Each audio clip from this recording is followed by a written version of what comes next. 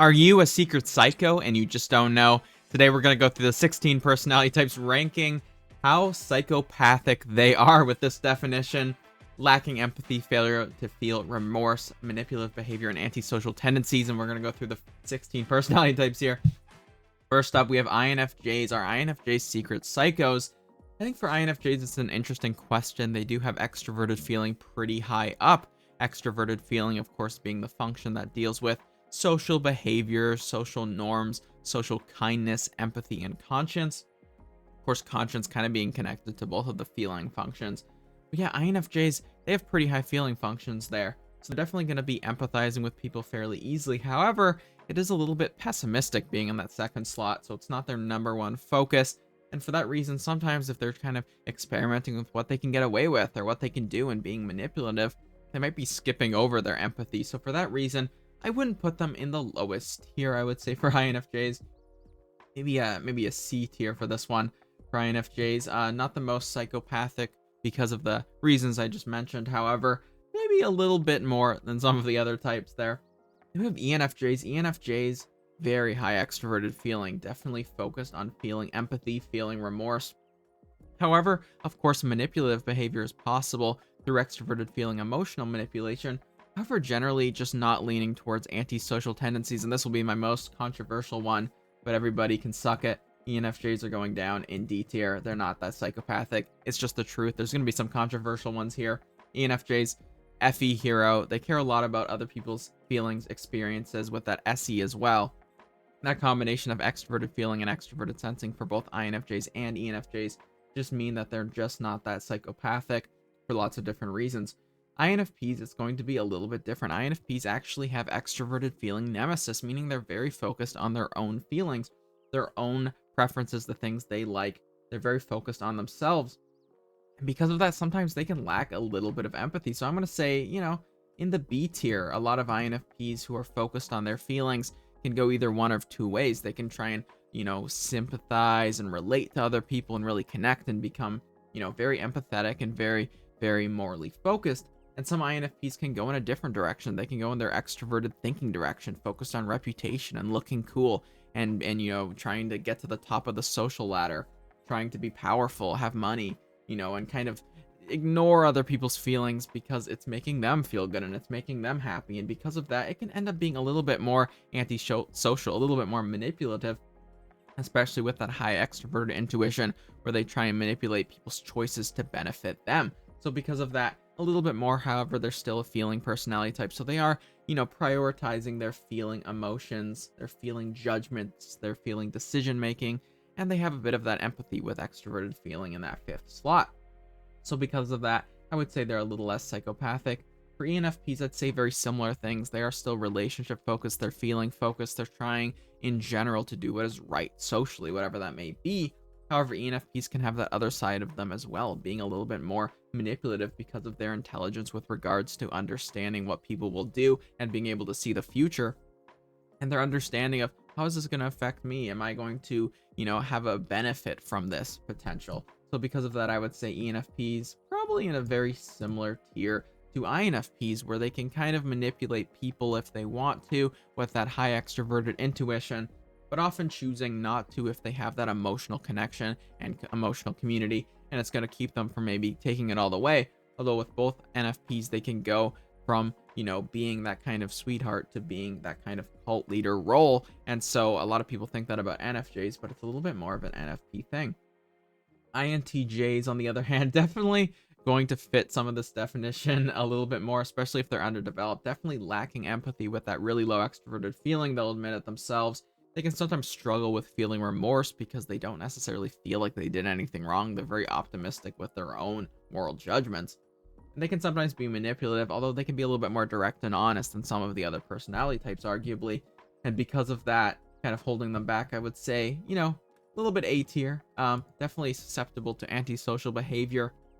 Although you can make the arguments, being a J type, they generally try and follow the rules, but they can twist and bend the rules to benefit them, especially when it comes to things like financial scams, grifts, things like that. They can definitely be very present in that kind of field.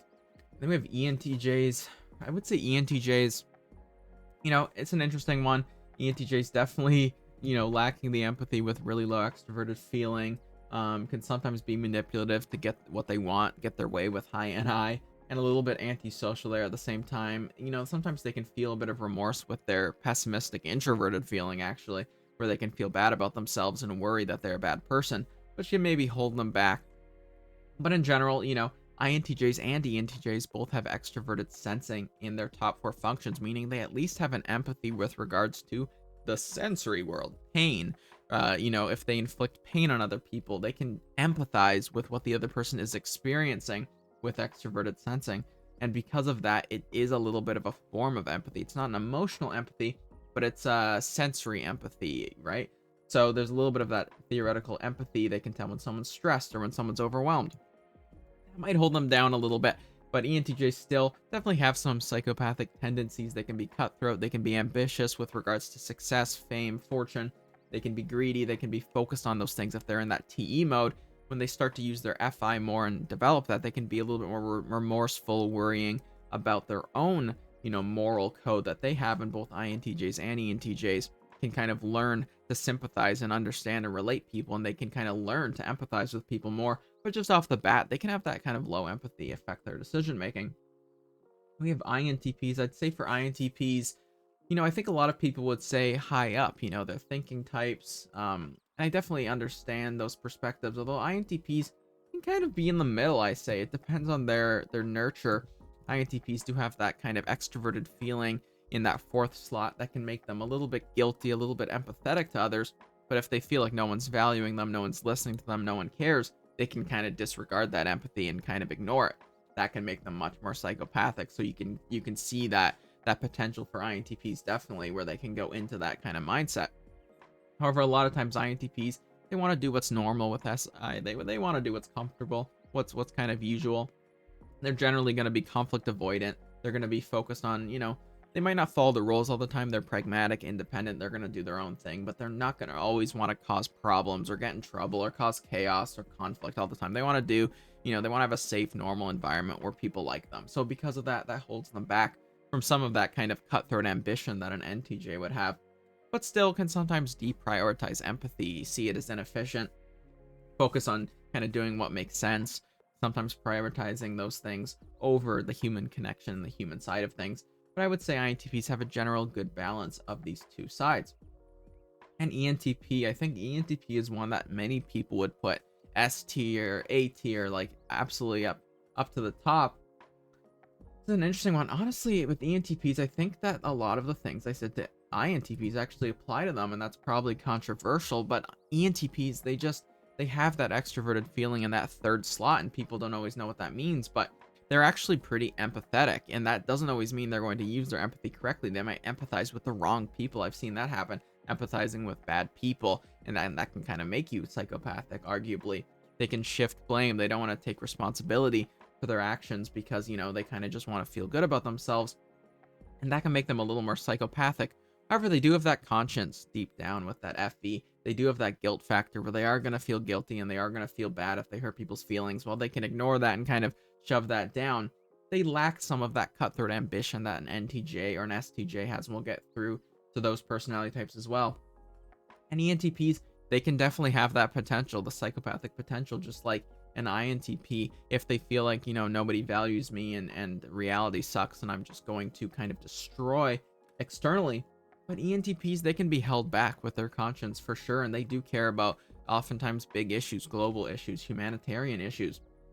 And I wouldn't say that they have, crazy amounts of psychopathic energy. They're often focused on doing what's normal, doing what's safe, avoiding conflict generally, just like INTPs. Yes, they're debating and they can talk about what they think, but a lot of times what people think is the debaters, maybe just an NTJ, and ENTPs in reality aren't always going to want to have fights with the people close to them. They're going to just want to be agreed with, to be honest. They're not always going to want conflict. They want people to like them. They want people to value them with that FE. And because of that, it definitely holds them back. But if they are, trending into those antisocial realms, if they're surrounding themselves with people with bad values that they adopt, or they're, caring about the wrong people, it's going to go up much higher. So you have B tier right in the middle of the zone. I'd say for ISFJs, generally ISFJs, I'd kind of put them in the realm of INFJs. You could maybe say higher if an ISFJ arguably, isn't standing up for the right thing. If they're not having the courage to fight for what's right and they're kind of just letting other people tell them to do bad things, you could argue that's kind of psychopathic, but it's actually very normal social behavior in general. ISFJ's not going out of their way to manipulate people, commit crimes, screw people over, run scams. They have a little bit too much of a conscience. They're going to feel guilty and bad about themselves and just not bother. They want to, do what's normal, acceptable in society, do the right thing. They're very affiliative, wanting to generally be approved by other people. So being too focused on criminality or cutthroat ambition just isn't a thing for ISFJs. However, their FE is in the absolute highest, so they can have their moments where they're a little bit ignorant of people's feelings or where they're a little bit heartless. But that being said, still not on the top tier of psychopathic. When it comes to ESFJs, I would say ESFJs very similar to ISFJs. What maybe I would say holds them back from being quite on the D tier like ENFJs is that, their extroverted sensing is in a critic slot, so they can be kind of unempathetic towards people's experiences and people's feelings. Or sorry, not people's feelings, excuse me, people's experiences through SE critic. So not people's feelings. So ESFJs, they do have high FE. They are a feeling type. They're like harmony. They want to connect with other people. ESFJ is obviously very empathetic, but they do have that extroverted sense and critic. Sometimes they don't notice people's comfortability. They don't always have the sensory empathy that we talked about with NTJs, where they can connect to people's experiences, where they can understand if people are comfortable or uncomfortable. And so sometimes they just don't know those comfort boundaries, especially with regards to physical things. So ESFJs can sometimes have a bit of a difficult time discerning body language, and because of that, it might take them up from being absolute D tier. We have ISTJs. ISTJs, truthfully, they can bounce around. I think with both S and A tier, I'm not 100% sure where to put it because I think it definitely depends.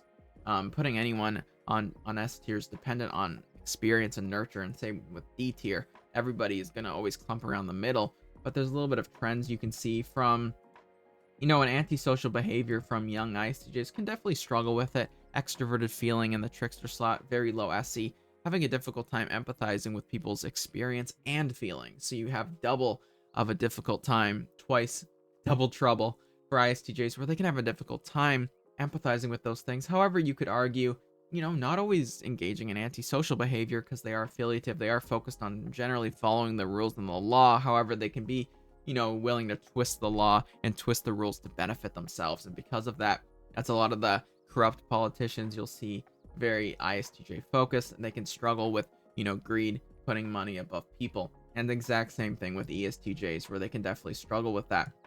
Lacking both extroverted feeling and extroverted sensing can be a definite marker of lacking empathy, where you don't care about how people are affected both emotionally and reality-wise, physically. So definitely putting those two down, ESTJs and ISTJs, definitely running the world with NTJs as of right now.